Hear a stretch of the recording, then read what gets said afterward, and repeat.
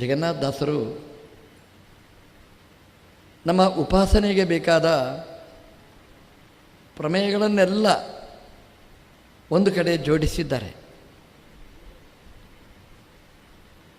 ಇದು ಅಕ್ಷರಶಃ ನಾವು ಅಧ್ಯಯನ ಮಾಡಬೇಕಾದ್ದು. ಬ್ರಹ್ಮಸೂತ್ರದಲ್ಲಿ ಬ್ರಹ್ಮಜಿಜ್ಞಾಸ ಅಂತ ಹೇಳ್ತಾರೆ. ಬ್ರಹ್ಮಜಿಜ್ಞಾಸೆ ಹರಿಕಥಾಮೃತ ಸಾರದಲ್ಲಿ ಜಗನ್ನಾಥದಾಸರು ನಮಗೆ ಮಾಡಿಸಿ ಕೊಟ್ಟಿದ್ದಾರೆ. ಜಿಜ್ಞಾಸೆ ಅಂದರೆ 3: ಕೇಳುವುದು, ಮನನೆ ಮಾಡುವುದು, ಮೆಡಿಟೇಷನ್ ಮಾಡೋದು. 3 ಅಂಶ ಇದರಲ್ಲಿ ನಾವು ಗಮನಿಸಬೇಕು. ಒಂದು ಕೇಳಬೇಕು, ಕಿವಿ ತುಂಬ ಕೇಳಬೇಕು. ಅದರ ಮೇಲೆ ಅದನ್ನು ಮಥನೆ ಮಾಡಬೇಕು. ಕೇಳಿದ್ದೆಲ್ಲ ಒಪ್ಪಿಕೊಳ್ಬೇಕು ಅಂತೇನಿಲ್ಲ. ನಮ್ಮ ಮನಸ್ಸು, ನಮ್ಮ ಸಾಕ್ಷಿ ಅದನ್ನು ಒಪ್ಪಿಕೊಳ್ಬೇಕು. ಸರಿ ಇದೆಯಾ ಇಲ್ವಾ ಅಂತ ತುಲಾಭಾರ ಮಾಡಿ ನೋಡಬೇಕು. ನಾವು ಸರಿ ಅಂತ ಗೊತ್ತಾದ ಮೇಲೆ ಅದನ್ನು ಮೆಡಿಟೇಷನ್, ಧ್ಯಾನ ಮಾಡಬೇಕು ಅದನ್ನು. ಯಾಕೆಂದರೆ ಅದರಲ್ಲಿ ನಮಗೆ ಸಂದೇಹ ಇಲ್ಲ, ಗೊಂದಲ ಇಲ್ಲ. ಇದಕ್ಕೆ ಬ್ರಹ್ಮಜಿಜ್ಞಾಸೆ ಅಂತ ಹೇಳ್ತಾರೆ.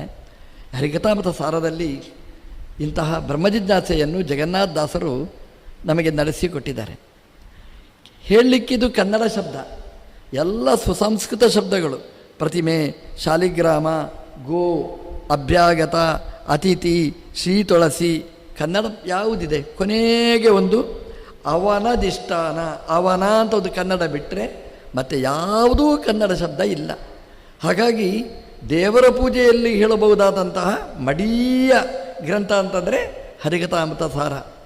ಇದನ್ನು ನಾವು ಪಾರಾಯಣ ಮಾಡಬೇಕು, ನಿತ್ಯ ಮನನೇ ಮಾಡಬೇಕಾದ್ದು. ಜಗನ್ನಾಥದಾಸರು ಭಗವಂತನ ಪರಿಚಯ ಮಾಡಿಸ್ತಾ ವಿಭೂತಿ ಸಂಧಿ ಅಂತ ನಮಗೆ ತಿಳಿಸಿಕೊಟ್ಟಿದ್ದಾರೆ. ನಮ್ಮ ದೇವರು ಭಗವದ್ಗೀತೆಯಲ್ಲಿ ವಿಭೂತಿ ಅಧ್ಯಾಯ ಅಂತ ತೋರಿಸಿಕೊಟ್ಟಿದ್ದಾನೆ. ಅದೇ ಕೃಷ್ಣದೇವರು ಶ್ರೀಮದ್ ಭಾಗವತದಲ್ಲಿ ಉದ್ಧವನಿಗೆ ಹೇಳುವಾಗಲೂ ಉದ್ಧವ ಗೀತೆಯಲ್ಲಿಯೂ ವಿಭೂತಿ ಅಧ್ಯಾಯವನ್ನು ತಿಳಿಸಿದ್ದಾನೆ. ಭೂತಿ ಅಂದರೆ ಇರುವುದು, ವಿಭೂತಿ ಅಂದರೆ ಚೆನ್ನಾಗಿರುವುದು. ದೇವರು ಎಲ್ಲ ಕಡೆ ಇದ್ದಾನೆ. ದೇವರು ಇಲ್ಲದಿದ್ದ ಜಾಗ ಯಾವುದು? ಪ್ರತಿಯೊಂದು ಭಗವಂತನ ಭೂತಿ, ಭವನ. ಭೂತಿ ಅಂದರೂ ಭವನ ಅಂದರೂ ಒಂದೇ. ಪ್ರತಿಯೊಂದು ಭಗವಂತನ ಭವನ. ಎಲ್ಲಿವರೆಗೆ ದೇವರು ಇರ್ತಾನೆ ಅಲ್ಲಿವರೆಗೆ ಆ ವಸ್ತು ಇರ್ತದೆ. ದೇವರು ಬೇಡ ಅಂತ ಆ ಜಾಗ ಬಿಟ್ಟರೆ ಆ ವಸ್ತು ಹೋಗ್ತದೆ. ಅಂದರೆ ವಸ್ತುವಿಗೆ ಅಸ್ತಿತ್ವ ಕೊಡುವವ ಭಗವಂತ. ಅವ ಇರುವಲ್ಲಿ ತನಕ ಮಾತ್ರ ಆ ವಸ್ತು ಇರ್ತದೆ. ವಿಭೂತಿ ಅಂತಂದರೆ ಈ ಶರೀರದಲ್ಲಿ ಜೀವನೂ ಇರ್ತಾನೆ, ಹಾಗೆ ದೇವರು ಇರುವುದಲ್ಲ. ಅವನಿಗಿಂತ ವಿಲಕ್ಷಣವಾಗಿ ದೇವರಿರ್ತಾನೆ. ಇದು ಭಗವಂತನ ವಿಭೂತಿ ಅಂತ. ನಾವು ಇದ್ದೇವೆ, ಯಾಕೆಂದು ನಮ್ಗೆ ಗೊತ್ತಿಲ್ಲ.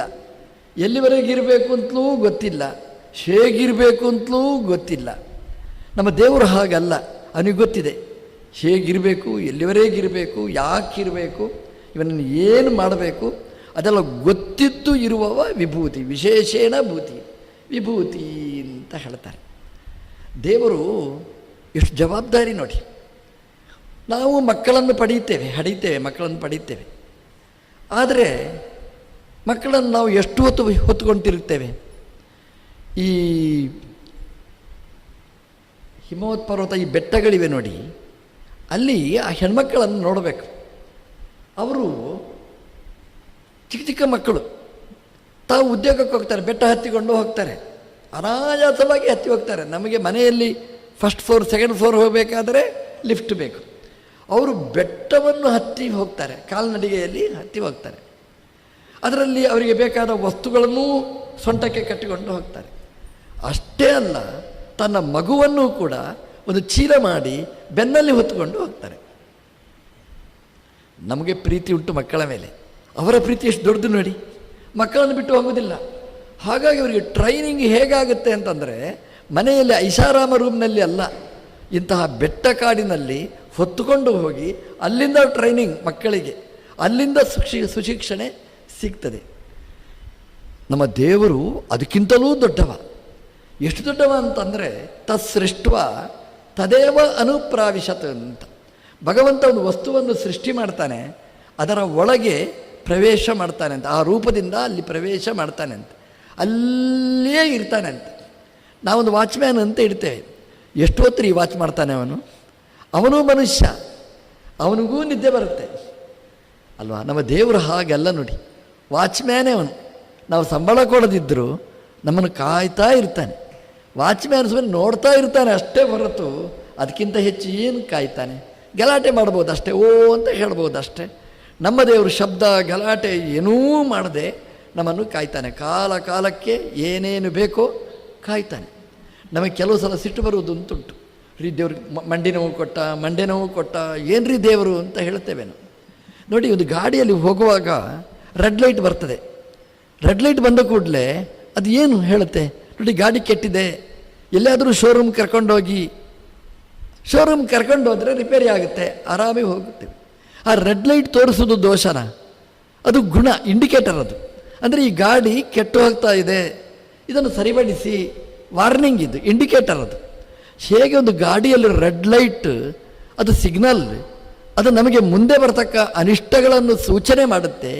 ಪೈನ್ ಅನ್ನುವಂಥದ್ದು ರೆಡ್ ಲೈಟ್. ನಮಗೆ ಭಗವಂತ ಮೊದಲೇ ಸೂಚನೆ ಕೊಡ್ತಾನೆ, ನೋಡು ಮಂಡಿ ಪ್ರಾಬ್ಲಮ್ ಇದೆ ನಿನಗೆ, ಈಗ ಅಲ್ಲ, ಅದೇನೋ ಇದೆ, ಹೋಗು ಶೋರೂಮಿಗೆ, ಡಾಕ್ಟ್ರ್ ಹತ್ರ ಹೋಗು, ತೋರಿಸಿಬಿಟ್ರೆ ಕ್ಲಿಯರ್ ಆಯ್ತು. ನೋಡಿ, ಹೊಟ್ಟೆ ನೋವು ಬಂತು, ಎಂಥದ್ರಿ ದೇವ್ರು ಹೊಟ್ಟೆ ನೋವು ಕೊಟ್ಟ, ಬೈಬೇಡಿ.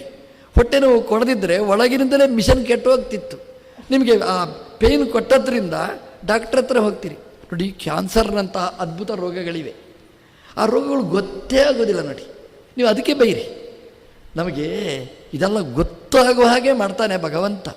ದೇವರು ಇದರ ಒಳಗೆ ಕೂತು ಎಷ್ಟು ವಾಚ್ ಮಾಡ್ತಾನೆ. ಕಾಲ ಕಾಲಕ್ಕೆ 24 ತಾಸು ನಮ್ಮ ಜೊತೆಗಿದ್ದು ಭಗವಂತ ಮಾಡುವ ಪರಮೋಪಕಾರ ನಾವು ಮರೆಯಲೇಬಾರದು. ಎಷ್ಟು ಹೊತ್ತು ನೆನಪಿಸಿದರೂ ಸಾಕು. ನಮ್ಮ ಬಗ್ಗೆ ಅವನಿಗೇನ್ರಿ ಕಾಳಜಿ ಇರಬೇಕು? ನಾವೇನು ಮಾಡಿದ್ದೇವೆ ಅವನಿಗೆ?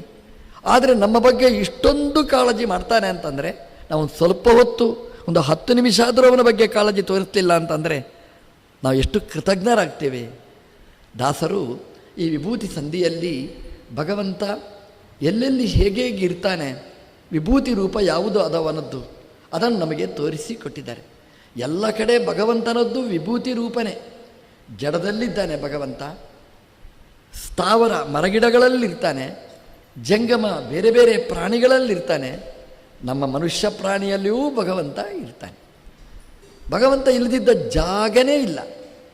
ಸರ್ವತ್ರ ವ್ಯಾಪ್ತ, ಸರ್ವದ ಒಳಗೂ ನಿಂತು ಭಗವಂತ ಎಲ್ಲವನ್ನು ನಡೆಸ್ತಾನೆ.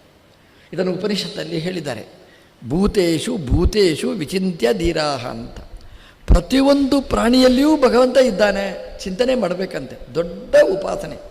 ನೀವೆಲ್ಲ ಬಂದಿದ್ದೀರಿ, ಎಲ್ಲ ಇರ್ತಾರೆ, ಎಲ್ಲರ ಒಳಗೂ ದೇವರಿರ್ತಾನೆ, ಅನುಸಂಧಾನ ಮಾಡಬೇಕು. ನಮ್ಮಲ್ಲಿ ಕೈ ಮುಗಿಯುವ ಕಾರ್ಯಕ್ರಮ, ಎಲ್ಲರನ್ನು ಬಂದರೆ ಕೈ ಮುಗಿದು ನಮಸ್ಕಾರ ಮಾಡಿ ಸ್ವಾಗತ ಮಾಡ್ತೇವೆ. ಅದು ಭಗವಂತನ ವಿಭೂತಿ ರೂಪದ ಅನುಸಂಧಾನಗಳು ಅಂತ. ಹಾಗಾಗಿ ದೇವರದು ವಿಭೂತಿ ರೂಪ ಎಲ್ಲೆಲ್ಲಿದೆ ದಾಸರು ಪಟ್ಟಿ ಮಾಡಿದ್ದಾರೆ. ಸುಮಾರು ಒಂದು 27 ವಿಭೂತಿ ರೂಪವನ್ನು ನಮ್ಮ ಮುಂದೆ ತೋರಿಸಿದ್ದಾರೆ. 27ರಲ್ಲಿ ಮತ್ತೆ ಅವಾಂತರ ಇದೆ. ಉದಾಹರಣೆಗೆ ನೋಡಿ, 27 ಹೇಳುವಾಗ ಅದರಲ್ಲಿ ನಕ್ಷತ್ರ ಅಂತ ಹೇಳ್ತಾರೆ, 1 ಅಂತ ಹೇಳ್ತಾರೆ. ಆ ನಕ್ಷತ್ರ ಮತ್ತು 27 ನಕ್ಷತ್ರಗಳಿವೆ. ಮತ್ತು ಯೋಗ ಹೇಳ್ತಾರೆ, 27 ಯೋಗಗಳಿವೆ, ಅದರಲ್ಲಿ ಅವಾಂತರ ಇದೆ. ಸಂಕ್ರಮಣ ಅಂತ 1 ಅಂತ ಹೇಳ್ತಾರೆ, ಆ ಸಂಕ್ರಮದಲ್ಲಿ ಮತ್ತೆ 12. ಹಾಗಾಗಿ ಸುಮಾರು 27 ಹೇಳಿದರೆ ಅದರ ಅವಾಂತರ ಸಹಿತವಾಗಿ ಭಗವಂತನ ವಿಭೂತಿಗಳನ್ನು ದಾಸರು ನಮಗೆ ಪಟ್ಟಿ ಮಾಡಿ ಕೊಟ್ಟಿದ್ದಾರೆ. ಇದನ್ನು 2 ರೀತಿ ನಾವು ವಿಭಾಗ ಮಾಡಿಕೊಂಡ್ರೆ, ದೇಶ ಕಾಲ ಅಂತ ವಿಭಾಗ ಮಾಡಿಕೊಂಡ್ರೆ, ಕಾಲದ ಬಗ್ಗೆನೂ ಇದರಲ್ಲಿ ಪಟ್ಟಿ ಮಾಡಿ ಹೇಳಿದ್ದಾರೆ. ಸಿತ ಅಂತ ಪಟ್ಟಿ ಮಾಡಿ, ಸಂಕ್ರಮಣ ಇದೆಲ್ಲ ಪಟ್ಟಿ ಮಾಡಿ ಹೇಳಿದ್ದಾರೆ. ಕಾಲದಲ್ಲಿ ಭಗವಂತನ ವಿಭೂತಿ ರೂಪ ಅದೆಷ್ಟು ಚೆನ್ನಾಗಿದೆ ಅಂತ ವಿವರಿಸಿದ್ದಾರೆ. ಅದೇ ರೀತಿ ದೇಶದಲ್ಲಿ ಭಗವಂತನ ವಿಭೂತಿ ರೂಪ ಯಾವುದೆಲ್ಲ ದೇಶ, ಅದನ್ನು ಜಡ ಚೇತನ ಅಂತ 2 ವಿಭಾಗ ಮಾಡಿಕೊಂಡ್ರೆ, ಜಡದಲ್ಲಿ ಭಗವಂತನ ವಿಭೂತಿ ರೂಪ ಇದೆ ಅಂತ ನಮಗೆ ಅರ್ಥ ಆಗುವ ಭಾಷೆಯಲ್ಲಿ ಮೊದಲು ನಮಗೆ ಅರ್ಥ ಆಗುವ ವಿಭೂತಿಯನ್ನೇ ಹೇಳ್ತಾರೆ. ಪ್ರತಿಮೆ ಅಂತ ಶುರು ಮಾಡ್ತಾರೆ. ಪ್ರತಿಮೆ, ಶಾಲಿಗ್ರಾಮ, ಗೋ, ಅಭ್ಯಾಗತ, ಅತಿಥಿ ಅಂತ ದಾಸರು ಪ್ರತಿಮೆ ಅಂತ ಹೇಳ್ತಾರೆ. ಪ್ರತಿಮೆ ಅಂತಂದರೆ ನಾವು ಹೇಳ್ತೇವೆ ನೋಡಿ, ಒಂದು ಮಗುವನ್ನು ನೋಡಿದರೆ ಇದು ಅಪ್ಪನ ದ್ವಿಪ್ರತಿ ಅಂತ ಹೇಳ್ತೇವೆ. ಇಂಗ್ಲೀಷಲ್ಲಿ ಡುಪ್ಲಿಕೇಟ್ ಅಂತ ಹೇಳ್ತೇವೆ. ಪ್ರತಿ ಅಂದರೆ ನಾವು ಪ್ರತಿ ತೆಗೆಯುವುದು, ಕಾಪಿ ಮಾಡೋದು ಅಂತ ಹೇಳ್ತೇವೆ. ಪ್ರತಿಮೆ ಅಂತಂದರೆ ಪ್ರತಿ ಭಗವಂತನ ಕಾಪಿ. ಇದು ದೇವರು ಹೇಗಿರ್ತಾನೆ ನಾವು ನೋಡಲಿಲ್ಲ. ಈ ಪ್ರತಿಮೆಯನ್ನು ನೋಡಿದರೆ ಪ್ರತಿ ಮಾ ಅಂದರೆ ಜ್ಞಾನ, ಭಗವಂತನ ಆ ರೂಪದ ಜ್ಞಾನ ಪ್ರತಿಮೆಯಲ್ಲಿ ಬರ್ತದೆ. ಹಾಗಾಗಿ ಪ್ರತಿಮೆ ಚಂದ ಇರಬೇಕು ಅಂತ ಹೇಳ್ತೇವೆ. ಪ್ರತಿಮೆ ಚಂದ ಇಲ್ಲ ಅಂದರೆ ನಮಗೆ ಬೇಜಾರಾಗುತ್ತೆ, ನಮ್ಮ ದೇವರು ಹಿಂಗಿದ್ದಾನ ಅಂತ. ಆ ಪ್ರತಿ ಸರಿ ಇಲ್ಲ ಅಂತಾಯಿತು. ಪ್ರತಿ ಸರಿಯಾಗಿರಬೇಕಾದ್ರೆ ಚಂದ ಇರಬೇಕು, ಅದರ ಲಕ್ಷಣಗಳೆಲ್ಲ ಇರಬೇಕು. ಅದರಲ್ಲಿ ಮೂಗು ಸ್ವಲ್ಪ ಸೊಟ್ಟಗಾಗಿದ್ದರೆ ನಾವು ಅಷ್ಟು ಹೊತ್ತು ಪೂಜೆ ಮಾಡುವಾಗ ನೋಡಬೇಕಲ್ಲ, ಆ ಸೊಟ್ಟಗೆ ಮೂಗನ್ನು ಹೇಗೆ ನೋಡೋದು? ಕಣ್ಣು ಮೇಲೆ ಕೆಳಗಾಗಿತ್ತು ಶಿಲ್ಪಿ ಮಾಡಿದ ಅಂತಂದರೆ ನಾವು ನೋಡುವುದು ಹೇಗೆ? ನೋಡಿ, ತಿರುಪತಿಗೆ ಹೋಗ್ತೇವೆ, ಶ್ರೀನಿವಾಸನನ್ನು ನೋಡ್ತೇವೆ, ಎಷ್ಟು ನೋಡಿದ್ರೂ ನಮಗೆ ಸಾಕಾಗುವುದಿಲ್ಲ. ಯಾಕೆಂದರೆ ಅಡಿಯಿಂದ ಮುಡಿ ತನಕ ಎಲ್ಲವೂ ಚಂದ, ಎಲ್ಲವೂ ಸುಂದರ. ದೇವರ ಕಣ್ಣು ನೋಡ್ತಾ ಕೂತ್ಕೊಂಡ್ರೆ ಅಬ್ಬಾ ಎಷ್ಟು ಚೆನ್ನಾಗಿದೆ ಕಣ್ಣು, ದೇವರ ಗಲ್ಲ ನೋಡ್ತಾ ಕೂತ್ಕೊಂಡ್ರೆ ಅಬ್ಬಾ ಎಷ್ಟು ಚೆನ್ನಾಗಿದೆ ಅಂತ. ಇದು ಈ ಪ್ರತಿಮೆನೇ ಹೀಗಿದ್ದರೆ ಅದರ ಮೂಲ ಹೇಗಿರಬೇಕು, ಎಷ್ಟು ಚಂದ ಇರಬೇಕು. ಹಾಗಾಗಿ ಪ್ರತಿಮೆ ಅಂದರೆ ಇದರಿಂದ ಅದನ್ನು ನಾವು ಚಿಂತನೆ ಮಾಡಲಿಕ್ಕಾಗತ್ತೆ. ಅದಕ್ಕೆ ಅದನ್ನು ಪ್ರತಿಮೆ ಅಂತ ಕರೆದರು. ಭಗವಂತನದ್ದೇ ಇದು ಪ್ರತಿಯಾಗಿರುವ ಜ್ಞಾನವನ್ನು ಕೊಡುವ ಒಂದು ವಿಶೇಷವಾದ ಪ್ರತಿಮೆ. ಆ ಜಡವಾದ ಪ್ರತಿಮೆನೇ ದೇವರಲ್ಲ, ಭಗವಂತ ಅದರ ಒಳಗೆ ವಿಭೂತಿ ರೂಪದಿಂದ ಇರ್ತಾನೆ. ಪ್ರತಿಮೆಗಳು ಅದು ಬಹಳ ದೊಡ್ಡ ಸನ್ನಿಧಾನ. ಪ್ರತಿಮೆಗಳು ಎಷ್ಟು ಗೌರವ ನಮಗಿರ್ತದೆ. ಕೆಲವು ಕಡೆ ಅಂತೂ ಪ್ರತಿಮೆಯನ್ನು ಕಟ್ಟಿ ನಾವು ಮೇಲೆ ಇಟ್ಟಿರ್ತೇವೆ. ವರ್ಷಕ್ಕೊಂದ್ಸಲ ಹಬ್ಬದ ದಿವಸ ಒಂದು ಆಚಾರನ ಕರೆಸಿ ನಾವು ಪೂಜೆ ಮಾಡ್ತೇವೆ. ದೇವರು ಸುಮ್ಮನೆ ಇರ್ತಾನೆ ನೋಡಿ ಪಾಪ. ನನಗೆ 1 ವರ್ಷಕ್ಕೆ ಮಾತ್ರ ಈ ಜೈಲಲ್ಲಿ ಹಾಕಿದಾಗ 1 ವರ್ಷ ಆದ ಮೇಲೆ ತೆಗೆದು ಬಿಡ್ತೇವೆ. ದೇವರು ಬೇಜಾರು ಮಾಡಿಕೊಳ್ಳೋದಿಲ್ಲ. 1 ವರ್ಷಕ್ಕೊಮ್ಮೆ ಆದರೂ ತೆಗೆದು ಪೂಜೆ ಮಾಡ್ತಾನಲ್ಲ, ಖುಷಿ ನಮ್ಮ ದೇವರಿಗೆ. ಆ ಪ್ರತಿಮೆಯಲ್ಲಿ ಹಬ್ಬದ ದಿವಸ ಆದರೂ ಕರೆದ, ಇವತ್ತು ಯುಗಾದಿ ಅಂತ ಕರೆದ, ಇದು ಮನೆಯಲ್ಲಿ ದೇವರ ಸಮಾರಾಧನೆ ಅಂತ ಕರೆದ. ಅಂದರೆ ಆ ದೇವರು ಅಲ್ಲಿ ಕೂತಿರ್ತಾನೆ ನೋಡಿ. ನಾವು ಮೇಲೆ ಅಟ್ಟದಲ್ಲಿ ಇಟ್ಟಿದ್ದೇವೆ ಅಂತ ದೇವರು ಅಲ್ಲಿಂದ ಮೇಲೆ ಸ್ವರ್ಗಕ್ಕೆ ಹೋಗಲ್ಲ, ವೈಕುಂಠಕ್ಕೆ ಹೋಗುವುದಿಲ್ಲ. ನಮ್ಮ ಮನೆಯಲ್ಲೇ ಪ್ರತಿಮೆಯಲ್ಲಿ ಕಾಯ್ತಾ ಇರ್ತಾನೆ, ನೆಕ್ಸ್ಟ್ ಯಾವಾಗ ಈ ಪ್ರತಿಮೆ ಪೂಜೆ ಮಾಡ್ತಾರೆ ಅಂತ. ದೇವರ ಸನ್ನಿಧಾನ ತುಂಬ ಇರ್ತದೆ. ಅದೇ ಅಂಗಡಿಯ ಪ್ರತಿಮೆಗಿಂತ ನಮ್ಮ ತಾತ ನಮ್ಮ ಮುತ್ತಾತ ಮಾಡಿದ ಪೂಜೆ ಇದು ತುಂಬ ಗೌರವದಿಂದ ಪ್ರೀತಿಯಿಂದ ಶ್ರದ್ಧೆಯಿಂದ ನಾವು ಪೂಜೆ ಮಾಡ್ತೇವೆ. ಯಾಕೆಂದರೆ ಅದರಲ್ಲಿ ಹಿರಿಯರು ಪೂಜೆ ಮಾಡಿದ್ದಾರೆ. ಪೂಜೆ ಅಂತಂದರೆ ದೇವರನ್ನು ಕರೆದು ಆವಾಹನೆ ಮಾಡಿ ಅದರಲ್ಲಿ ಕೂಡಿಸಿದ್ದಾರೆ. ಅದರಲ್ಲಿ ಹೇಳಿದ್ದಾರೆ ದೇವರ ಹತ್ರ, ದೇವರೇ ನನ್ನ ಮೊಮ್ಮಕ್ಕಳು ಮರಿಮಕ್ಕಳು ನಮ್ಮ ಇಡೀ ಸಂತಾನ ಸೂರ್ಯ ಚಂದ್ರ ಇರುವ ತನಕ ಈ ಪ್ರತಿಮೆ ಬಿಟ್ಟು ಹೋಗಬಾರದು ಅಂತ ದೇವರು ಅದಕ್ಕೆ ಒಪ್ಪಿಗೆ ಕೊಟ್ಟಿದ್ದಾರೆ, ಸಿಗ್ನೇಚರ್ ಹಾಕಿದ್ದಾನೆ. ಹಾಗೆ ನಮ್ಮ ಪುಣ್ಯ ಅಲ್ಲ, ನಮ್ಮ ಹಿರಿಯರ ಪುಣ್ಯದಿಂದಾಗಿ ದೇವರು ಅದರಲ್ಲಿ ಸನ್ನಿಹಿತನಾಗಿ ಇಡೀ ಮನೆತನವನ್ನು ರಕ್ಷಣೆ ಮಾಡುವ ಜವಾಬ್ದಾರಿ ಹೊತ್ತಿರ್ತಾನೆ. ಹಾಗಾಗಿ ನಾವು ಗೌರವವನ್ನು ಅದರಲ್ಲಿ ಮಾಡ್ತೇವೆ ಪ್ರತಿಮೆ ಅಂತ. ಈ ಪ್ರತಿಮೆ ಅಂತ ಹೇಳುವಾಗ ಅದರಲ್ಲಿ ಬೇರೆ ಬೇರೆ ರೀತಿಯಾದ ಪ್ರತಿಮೆಯನ್ನು ಹೇಳಿದ್ದಾರೆ. ತಂತ್ರಸಾರ ಸಂಗ್ರಹದಲ್ಲಿ ಆಚಾರ್ಯರು ಹೇಳ್ತಾರೆ ಎಂತೆಂಥ ಪ್ರತಿಮೆಗಳಿವೆ ಅಂತ. ಅದರಲ್ಲಿ ಹೇಳುವಾಗ ಶೈಲಿ ಅಂತ ಹೇಳ್ತಾರೆ. ಶೈಲಿ ಅಂದರೆ ಶಿಲಾಮಯವಾದ ವಿಗ್ರಹಗಳು. ತುಂಬ ಕಡೆ ನೋಡ್ತೇವೆ, ಎಲ್ಲ ಕಡೆ ಸುಮಾರಾಗಿ ಶಿಲಾಮಯ ವಿಗ್ರಹಗಳಿರ್ತವೆ. ತಿರುಪತಿ, ಪಂಡರಾಪುರ, ಉಡುಪಿ, ಬದ್ರಿ ಎಲ್ಲ ಕಡೆ ಹೋದರೆ ಶೈಲಿ ಶಿಲಾಮಯ ವಿಗ್ರಹಗಳು. ದಾರ್ವಿ ಅಂತ, ದಾರ್ವಿ ಅಂದರೆ ಮರದ ವಿಗ್ರಹಗಳು. ನಿಮ್ಗೆ ಗೊತ್ತು ನೋಡಿ, ಮರದ ವಿಗ್ರಹ ಬರೀ ಕಡಿಮೆ. ಆದರೆ ಮರದ ವಿಗ್ರಹ ಅಂತ ಸಾಮಾನ್ಯ ಸಂಗತಿ ಏನೂ ಅಲ್ಲ. ನಮ್ಮ ಕಂಚಿಗೆ ಹೋದರೆ ವರದರಾಜನ ವಿಗ್ರಹ ಇದೆ, ಅದು ಮರದ ವಿಗ್ರಹ. ಮರದ ವಿಗ್ರಹ ಅಂತ ಕಡಿಮೆಯೂ ಅಲ್ಲ. ಸುಮಾರು ಒಂದು 4-6 ವರ್ಷಗಳ ಹಿಂದೆ ಆ ವಿಗ್ರಹವನ್ನು ಪ್ರದರ್ಶನಕ್ಕೆ ಇಟ್ಟಿದ್ದರು. ಇಡೀ ದೇಶದ ಜನ ಮುಗಿಬಿದ್ದು ಬಂದರು. ಏನು ಲಕ್ಷಗಟ್ಟಲೆ ಕೋಟಿಗಟ್ಟಲೆ ಜನ ಅದನ್ನು ನೋಡಿದ್ದಾರೆ. ನಮ್ಮ ದಾಸರು ಅದನ್ನು ಹೇಳಿದ್ದಾರೆ, ಬಿಡುವೇನೇನಯ್ಯ ಹನುಮ ಅತ್ತಿಯ ವರದಾನ ತೋರುವ ತನಕ ಬಿಡುವೇನೇನಯ್ಯ ಅಂತ. ಅತ್ತಿಯ ವರದ ಅಂತ, ಅತ್ತಿಯ ವರದ ಅಂದರೆ ಅತ್ತಿ ಮರದಿಂದ ತಯಾರು ಮಾಡಿದ ವಿಗ್ರಹ ಅದು. ಕಂಚಿಗೆ ಹೋದ್ರಿಗೆ ವರದರಾಜನನ್ನು ನೀವು ನೋಡ್ಬೋದು, ಆದರೆ ಅತ್ತಿಯ ವರದರಾಜನ ನೋಡಲಿಕ್ಕಾಗೋದಿಲ್ಲ. ನನಗೆ ನೋಡಲಿಕ್ಕಾಗಲಿಲ್ಲ, ಈಗ ನಮ್ಮದೇ ಪರ್ಯಾಯ ಇತ್ತು ಆವಾಗ. ನೀವು ಹೋಗಿದ್ದೀರಾ? ನನಗೆ ಹೋಗಲಿಕ್ಕಾಗಲಿಲ್ಲ, ಪರ್ಯಾಯ 2 ವರ್ಷ ಅದರ ಮಧ್ಯದಲ್ಲಿ ಮುಗಿದು ಹೋಗಿತ್ತು. ಅದಕ್ಕಿಂತ ಹಿಂದೆ ಆದಾಗ ನನಗೆ ಗೊತ್ತಿರಲಿಲ್ಲ ನನಗೆ. ಹಾಗೆ ಇನ್ನು ಮುಂದಿನ ಸಲ ಆಯುಷ್ಯ ಇರುವುದಿಲ್ಲ, ನನಗೆ ನೋಡಲಿಕ್ಕಾಗಿಲ್ಲ. ನೋಡಿದವರು ನೋಡಿದ್ದಾರೆ. ಅತ್ತಿಯ ವರದಾನ ನೋಡುವ ತನಕ ಆ ಸಮಯದಲ್ಲಿ ಮಾತ್ರ ನೋಡಲಿಕ್ಕಾಯಿತು. ಇಂಥದ್ದು ಕೆಲವು ಕಡೆ ಮಾತ್ರ ಇದೆ ಮರದ ವಿಗ್ರಹ. ನೋಡಿ ಎಷ್ಟು ವರ್ಷಗಳಿಂದಿದೆ. ಮೂಲ ವಿಗ್ರಹನೇ ಅದು ಮರದ ವಿಗ್ರಹ ಅಂತ ಹೇಳ್ತಾರೆ ಕಂಚಿಯಲ್ಲಿ. ಇದು ಆಮೇಲೆ ನೋಡೋರಿಗಿರಲಿ ಅಂತ ಇಟ್ಟದ್ದು. ಅತ್ತಿಯ ಮರದ ದಾರ್ವಿ ಅಂತ. ಲೌಹಿ ಅಂತ, ಲೋಹದ್ದು, ಪಂಚಲೋಹದ ವಿಗ್ರಹ, ಬಂಗಾರದ ಬೆಳ್ಳಿದ್ದು ಎಲ್ಲ ಇದೆ. ಲೌಹಿ ಅಂತ ಪ್ರತಿಮೆಯ ಬಂಗಾರಾದಿಗಳಿಂದ ಮಾಡಿದ ವಿಗ್ರಹ, ಬಂಗಾರ ಜೋಡಿಸಿ ಮಾಡಿರತಕ್ಕಂತಹ ವಿಗ್ರಹ ಅದು. ಮಣಿಮಯಿ ಅಂತ, ಮಣಿಗಳ ವಿಗ್ರಹ. ಪಚ್ಚೆಗಲ್ಲಿನ ವಿಠಲ, ಕೆಂಪುಗಲ್ಲಿನ ವಿಠಲ, ಶ್ರೀನಿವಾಸ ದೇವರು ಎಲ್ಲ ಹೇಳ್ತೇವೆ ನೋಡಿ. ಇದು ಮಣಿಮಯವಾದಂಥದ್ದು, ಔಷಧಿಮಯವಾದ್ದು. ಕೆಲವು ವಿಗ್ರಹಗಳಿವೆ ಔಷಧಿಯಿಂದ ತಯಾರು ಮಾಡಿದ ವಿಗ್ರಹಗಳು. ನೀವು ಶ್ರೀರಂಗಕ್ಕೆ ಹೋದರೆ ದೊಡ್ಡ ಬೃಹತ್ತಾದ ರಂಗನಾಥನ ವಿಗ್ರಹ ಇದೆ, ಮಲಗಿದ ವಿಗ್ರಹ. ಅದಕ್ಕೆ ಅಭಿಷೇಕ ಇಲ್ಲ. ಕಸ್ತೂರಿ ರಂಗನಿಗೆ ಅಭಿಷೇಕಗಳೆಲ್ಲ ಮಾಡ್ತಾರೆ. ಅದು ಲೋಹಮಯವಾದ್ದು. ರಂಗನಾಥನ ವಿಗ್ರಹ ಬೃಹದಾಕಾರವಾದ್ದು, ಅದು ಔಷಧಿಮಯ. ಔಷಧಿಯಿಂದ ಮರಗಿಡಗಳನ್ನು ಸೇರಿಸಿ ಸೇರಿಸಿ ಸೇರಿಸಿ ಮಾಡಿರ್ತಕ್ಕಂಥದ್ದು. ಅಲ್ಲಿ ಶಾಲಿಗ್ರಾಮಗಳನ್ನೆಲ್ಲ ಇಟ್ಟಿದ್ದಾರೆ, ಅದು ಬೇರೆ. ಅಂತೂ ಔಷಧಿಮಯವಾದ ವಿಗ್ರಹ. ಅದಕ್ಕೆ ತೈಲಾಭಿಷೇಕಗಳು ಅದೆಲ್ಲ ಇದೆ ಅಲ್ಲಿ. ಇದರಲ್ಲಿಯೂ ವಿಶೇಷವಾದ ಸನ್ನಿಧಾನ ನಾವು ನೋಡ್ತೇವೆ. ಅದೇ ರೀತಿ ಸೈಕತಿ ಅಂತ. ಸಿಕತ ಅಂದರೆ ಉಸುಕು, ಮರಳು. ಉಸುಕಿನಿಂದಲೇ ತಯಾರು ಮಾಡಿರ್ತಕ್ಕಂತಹ ವಿಗ್ರಹಗಳು ಸೈಕತ ವಿಗ್ರಹ ಅಂತ ಕರೀತಾರೆ. ನೀವು ರಾಮೇಶ್ವರಕ್ಕೆ ಹೋದರೆ ಅಲ್ಲಿ ಸೈಕತ ವಿಗ್ರಹ ಇರೋದು ಮರಳಿನಿಂದಲೇ ತಯಾರು ಮಾಡಿತ್ತು. ಎಂಥ ಒಂದು ಕಲೆ ನೋಡಿ. ಈಗ ನೀವು ಮಾಡಿ, ಉಸುಕಿನಿಂದ ಒಂದು ವಿಗ್ರಹ ತಯಾರು ಮಾಡಿ, ಅದಕ್ಕೆ ಅಭಿಷೇಕ ಮಾಡಿದರೆ ಉಸುಕು ಚೆಲ್ಲಾಬಿಲ್ಲಿಯಾಗಿ ಹೋಗ್ತದೆ. ಆದರೆ ರಾಮೇಶ್ವರದಲ್ಲಿ ಎಷ್ಟು ಅಭಿಷೇಕ ಮಾಡಿದರೂ ಕೂಡ ಲಿಂಗ ಏನೂ ಕ್ಷೀಣ ಆಗಲಿಲ್ಲ, ಹಾಗೇ ಇದೆ. ಅಂದರೆ ಅದನ್ನು ಪ್ರತಿಷ್ಠೆ ಮಾಡಿದ ರಾಮದೇವರ ಶಕ್ತಿ ಎಷ್ಟು ಅಂತ ನಾವು ಚಿಂತನೆ ಮಾಡಬೇಕು. ರಾಮದೇವರು ಸೀತಾದೇವಿ ಒಟ್ಟಿಗೆ ಸೇರಿ ಆ ಉಸುಕನ್ನು ಗಟ್ಟಿ ಮಾಡಿದ್ರಲ್ಲ, ಬೇರೆ ಬೇರೆ ಬೇರೆ ಬೇರೆ ಬೇರೆ ಬೇರೆಯಾದ ಚದುರಿದ ಆ ಕಲ್ಲಿನ ಪುಡಿ ಉಸುಕು, ಅದನ್ನು ಒಟ್ಟು ಸೇರಿಸಿ ಲಿಂಗ ಮಾಡಿಟ್ಟಿದ್ರು ನೋಡಿ. ಗಟ್ಟಿಯಾದ ವಿಗ್ರಹ. ಇದು ಸೈಕದ ವಿಗ್ರಹ. ಎಷ್ಟೇ ಅಭಿಷೇಕ ಮಾಡಿ ಏನೂ ಆಗುವುದಿಲ್ಲ ಅಂತ.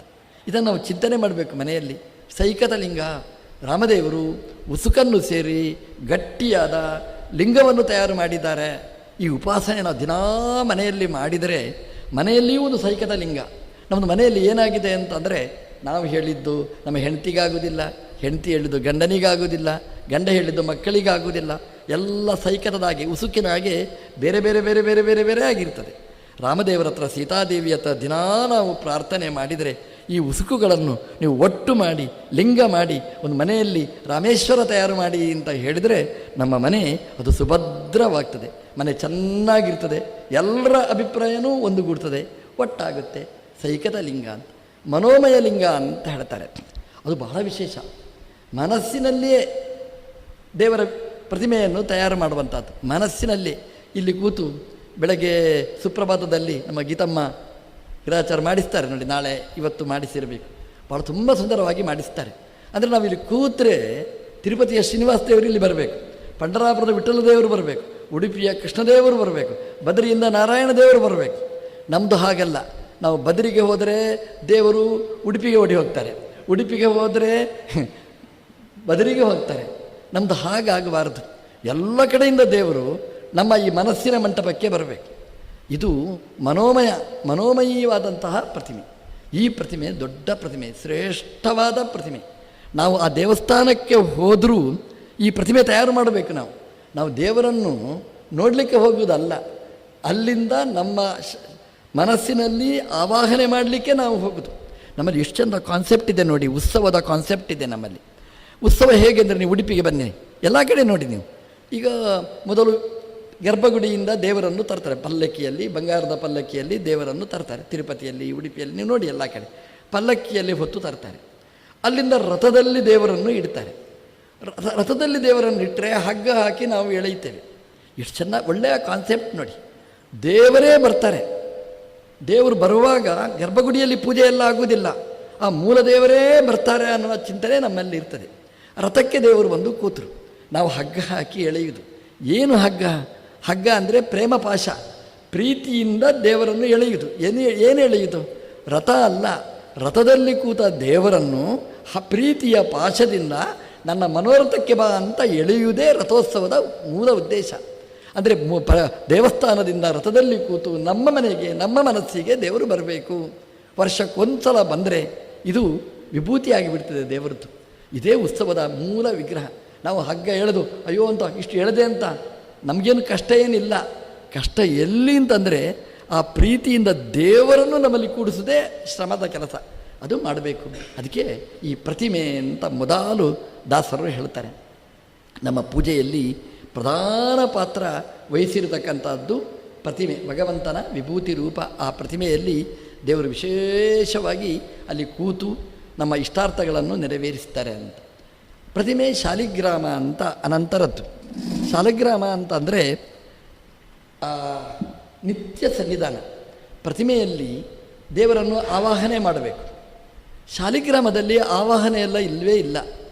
ಅದು ಸಹಜವಾಗಿ ದೇವರಲ್ಲಿ ಕೂತಿರ್ತಾನೆ. ಆ ಕಲ್ಲಲ್ಲಿಯೇ ದೇವರು ಕೂತಿರ್ತಾನೆ. ಕಲ್ಲಿನ ಹಾಗೆ ಗಟ್ಟಿಯಾಗಿ ಅದರ ಒಳಗೆ ಕೂತಿರ್ತಾನೆ. ದೇವರ ವಿಶೇಷವಾದ ವಿಭೂತಿ ರೂಪ ಶಾಲಿಗ್ರಾಮದಲ್ಲಿ ಇರ್ತದೆ. ಆ ಶಾಲಿಗ್ರಾಮದಲ್ಲಿ ಬಹು ಪ್ರಕಾರಗಳಿವೆ. ನಾವು ನೋಡಿದರೆ ರೋಮಾಂಚವಾಗುವ ಹಾಗೆ ಇರ್ತದೆ. ಆ ಶಾಲಿಗ್ರಾಮ ನೋಡ್ತಾ ಕೂತ್ಕೊಂಡ್ರೆ ನಮಗೆ ಟೈಮ್ ಪಾಸ್ ಆದ್ದೇ ಗೊತ್ತಾಗೋದಿಲ್ಲ. ಮೊಬೈಲ್ ಅಂತ ಹೇಳ್ತಾರೆ. ಆ ಶಾಲಿಗ್ರಾಮ ನೋಡ್ತಾ ಕೂತ್ಕೊಂಡ್ರೆ ಮೊಬೈಲಿಗಿಂತ ದೊಡ್ಡ ಪ್ರಪಂಚ ಅದರಲ್ಲಿದೆ. ಅದರಲ್ಲಿ ಚಿತ್ರ ಕೆತ್ತಿರ್ತಾರೆ.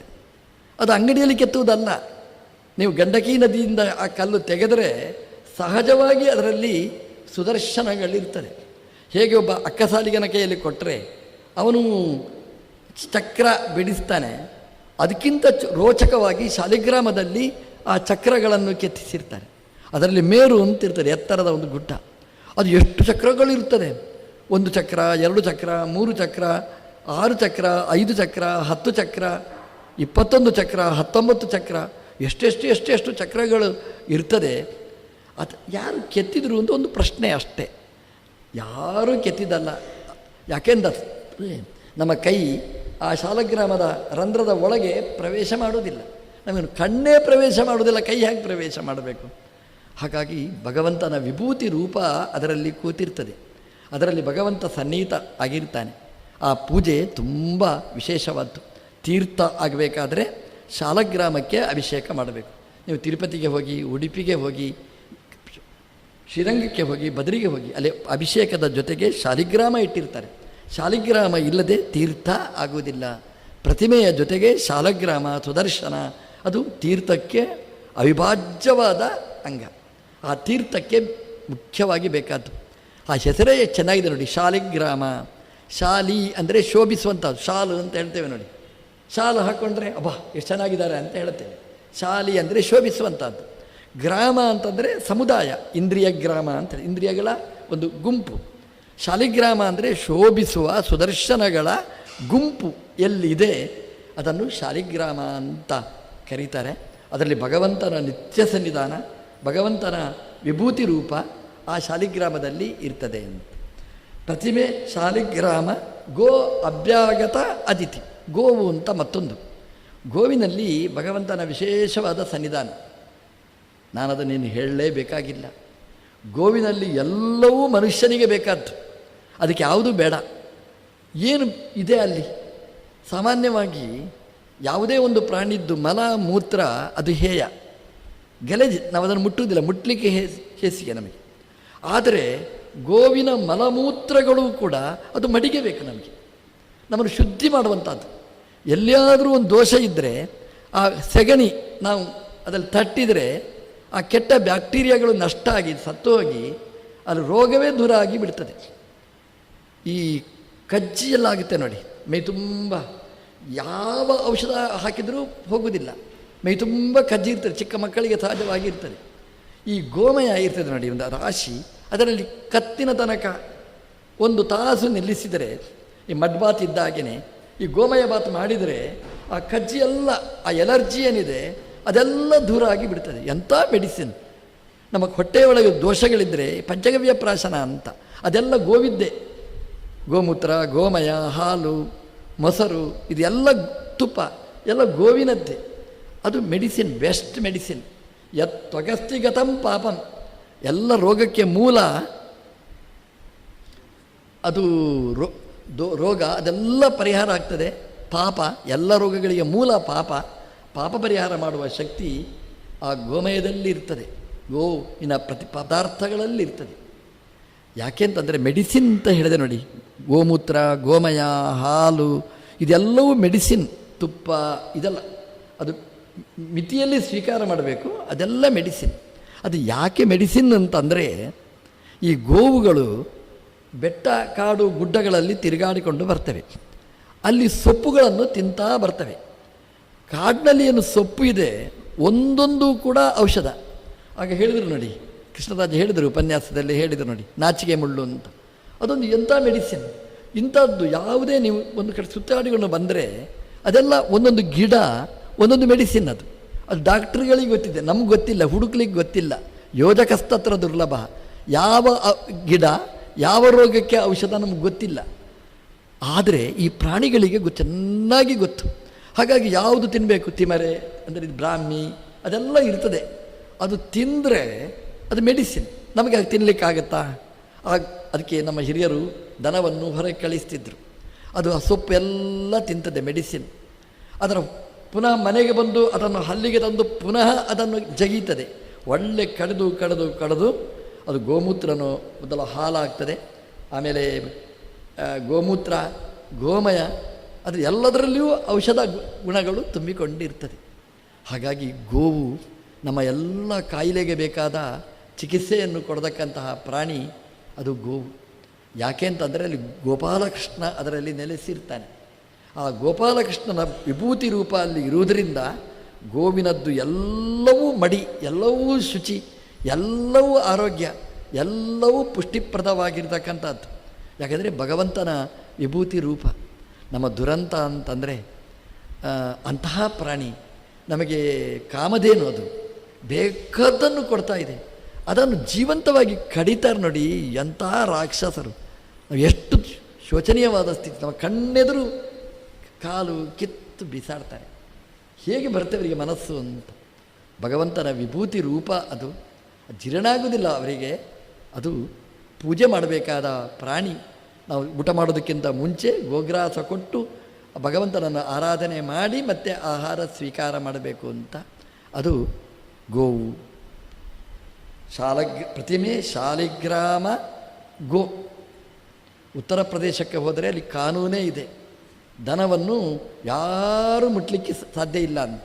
ಕಡಿದರೆ ಅವರ ಕೈ ಕಡಿತಾರೆ, ಅಂತಹ ಉಗ್ರವಾದ ಶಿಕ್ಷೆ ಇದೆ. ಅದು ಗೋರಖ್ಪುರದವರು. ಗೋರಖ್ಪುರ ಅಂದರೆ ಏನು ಗೊತ್ತಾ? ಗೋ ರಕ್ಷಾಪುರ, ಗೋವನ್ನು ರಕ್ಷಣೆ ಮಾಡುವವರ ಪುರ. ಅಲ್ಲಿಂದ ಬಂದವರು ಯೋಗಿ ಆದಿತ್ಯನಾಥ್. ಹಾಗೆ ಅವರು ಗಟ್ಟಿ ರಾಜನಾಗಿ ಕೂತದ್ರಿಂದ ಅಲ್ಲೆಲ್ಲ ಉತ್ತರ ಪ್ರದೇಶ ಅದು ಎತ್ತರದ ಪ್ರದೇಶ. ಹೀಗೆ ಪ್ರಾಣಿಗಳಿಗೆ, ಗೋವುಗಳಿಗೂ ಒಳ್ಳೆಯ ರಕ್ಷಣೆ. ನಮ್ಮ ಕರ್ನಾಟಕವು ಹಾಗಾಗಲಿ ಅಂತ ನಾವು ದೇವರಲ್ಲಿ ವಿಶೇಷವಾಗಿ ಪ್ರಾರ್ಥಿಸಬೇಕಾದ್ದು. ಗೋ ಅಭ್ಯಾಗತ ಅತಿಥಿ ಅಂತ. ಅಭ್ಯಾಗತರಲ್ಲಿ ಭಗವಂತನ ವಿಶೇಷ ಸನ್ನಿಧಾನ, ಅತಿಥಿಗಳಲ್ಲಿ ಭಗವಂತನ ವಿಶೇಷವಾದ ವಿಭೂತಿ ರೂಪ. ಅಭ್ಯಾಗತ ಅತಿಥಿ ಅಂತ ಎರಡು ವಿಭಾಗ ಮಾಡಿದ್ದಾರೆ. ಅಂದರೆ ನಮ್ಮ ಇಂಗ್ಲೀಷ್ನಲ್ಲಿ ಎರಡು ಗೆಸ್ಟ್ ಅಂತ ಅಷ್ಟು ಹೇಳ್ತೇವೆ ನಾವು. ಆದರೆ ಸಂಸ್ಕೃತದಲ್ಲಿ ಎರಡು ಬೇರೆ ಬೇರೆ. ಅಭ್ಯಾಗತ ಬೇರೆ, ಅತಿಥಿ ಬೇರೆ. ಅಭ್ಯಾಗತ ಅಂತಂದರೆ ನಾವು ಕರೆದ ಮೇಲೆ ಅವರು ಬರ್ತಾರೆ ನೋಡಿ, ಅವರು ಅಭ್ಯಾಗತರು.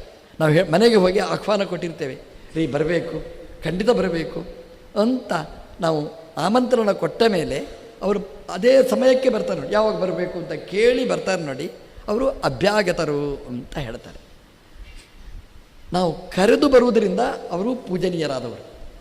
ಅತಿಥಿ ಅಂತಂದರೆ ಹಾಗಲ್ಲ, ನಾವು ಕರೆದೇ ಇರುವುದಿಲ್ಲ. ಆದರೆ ನಮ್ಮದು ಮನೆಯಲ್ಲಿ ಕಾರ್ಯಕ್ರಮ ತಯಾರಾಗಿ ನಿಂತಿದ್ದಾರೆ, ನಾವು ಹೇಳ್ತೇವೆ ದೇವರು ಬಂದಾಗಿ ಬಂದಿದ್ದೀರಿ ಅಂತ. ಖಂಡಿತ ಹೌದು, ಅವರಲ್ಲಿ ವಿಶೇಷವಾದ ಭಗವಂತನ ವಿಭೂತಿ ರೂಪ ದೇವರೇ ಕರೆಸಿರ್ತಾನೆ. ಅತಿಥಿ ಅಂತಂದರೆ ಇನ್ವಿಟೇಷನ್ ಇಲ್ಲದೆ, ನಮ್ಮ ಮನೆಯ ಕಾರ್ಯಕ್ರಮ ಗೊತ್ತಿಲ್ಲದೆ ಬರ್ತಾರೆ ನೋಡಿ, ಅದನ್ನು ಅತಿಥಿ. ನಾವು ಇನ್ವಿಟೇಷನ್ಲಿ ಹಾಕುವಾಗ ಇಂಥವರು ಅತಿಥಿಗಳು ನಮ್ಮ 4 ಗಂಟೆ ಕಾರ್ಯಕ್ರಮಕ್ಕೆ ಭಾಗವಹಿಸ್ತಾರೆ, ಅವರು ಅತಿಥಿ ಆಗುವುದಿಲ್ಲ. ಯಾಕೆ? ಅತಿಥಿ ಅಂದರೆ ತಿಥಿ ವಾರ ಯೋಗ ಕರ್ಣ ಇಲ್ಲ ಅವರಿಗೆ. ಹೇಳದೆ ಬರುವವರು ಅತಿಥಿಗಳು. ಅಭ್ಯಾಗತ, ನಾವು ಡೇಟ್ ಟೈಮ್ ಕೊಟ್ಟರೆ ಅವರು ಅಭ್ಯಾಗತರು. ಹಾಗಾಗಿ ಅಭ್ಯಾಗತರು ಅಂತ ಬರೀಬೇಕೇ ಹೊರತು ನಮ್ಮ ಕಾರ್ಯಕ್ರಮದ ಅತಿಥಿಗಳು ಅಂತ ಹೇಳಬಾರ್ದು. ಅತಿಥಿ ಅಂತಂದರೆ ಆಮಂತ್ರಣ ಇಲ್ಲದೆ ಬಂದವರು. ನಮ್ಮ ಆಚಾರ್ಯರು ಕಠೋಪನಿಷತ್ತಿನಲ್ಲಿ ಅತಿಥಿ ಅನ್ನುವ ಶಬ್ದವನ್ನು ತುಂಬ ಸುಂದರವಾಗಿ ವಿಶ್ಲೇಷಣೆ ಮಾಡಿದ್ದಾರೆ. ಅತಿಥಿ ಅಂದರೆ ಏನು ಅಂತ ಸಾಮಾನ್ಯವಾದ ಅರ್ಥ ಎಲ್ಲರೂ ಹೇಳ್ತಾರೆ. ತಿಥಿ ವಾರ ಗೊತ್ತಿಲ್ಲದೆ ಬರುವವ ಅತಿಥಿ ಅಂತ. ನಮ್ಮ ಮನೆಯ ಸಂಸ್ಕೃತಿ ಅದು ಹೇಗಿರ್ತದೆ ಅಂತಂದರೆ, ಒಂದು ಪಾತ್ರೆ ಇಡ್ತೇವೆ, ಅದರಲ್ಲಿ ನೀರು ಇಡ್ತೇವೆ, ಅದರಲ್ಲಿ ಅಕ್ಕಿ ಬೇಳೆ ಎಲ್ಲ ಹಾಕ್ತೇವೆ. ಸಾಮಾನ್ಯವಾಗಿ ಎಷ್ಟು ಹಾಕ್ತೇವೆ ನಾವು? ನಮ್ಮಲ್ಲಿ ಎಷ್ಟು ಮೆಂಬರ್ಸ್ ಅಷ್ಟಕ್ಕೆ. ಇದು ನಮ್ಮ ಮನೆಯವರಿಗೆ, ಇಷ್ಟು ಮಗನಿಗೆ, ಇನ್ನೊಂದು ಮುಷ್ಟಿ ಮಗಳಿಗೆ, ಇದು ನನಗೆ 4 ಮುಷ್ಟಿ ಹಾಕ್ತೇವೆ. 1 ಮುಷ್ಟಿ ಜಾಸ್ತಿ ಹಾಕಬೇಕಂತೆ, ಅದು ಅತಿಥಿಗೆ ಅಂತ. ಯಾಕಂದರೆ ಯಾರಾದರೂ ಬಂದರೆ ಯಾರು ಉಪವಾಸ ಕೊಡೋದು? ಗಂಡನ, ಹೆಂಡತಿಯ, ಮಗನ, ಮಗಳ? ಯಾಕಂದರೆ ಎಷ್ಟು ಬೇಕೋ ಅಷ್ಟೇ. 1 ಮುಷ್ಟಿ ಜಾಸ್ತಿ ಹಾಕಿರ್ತಾರೆ ನೋಡಿ, ಅದು ಅತಿಯಾದ ಅನ್ನ, ಅದು ಅತಿಥಿಗೆ.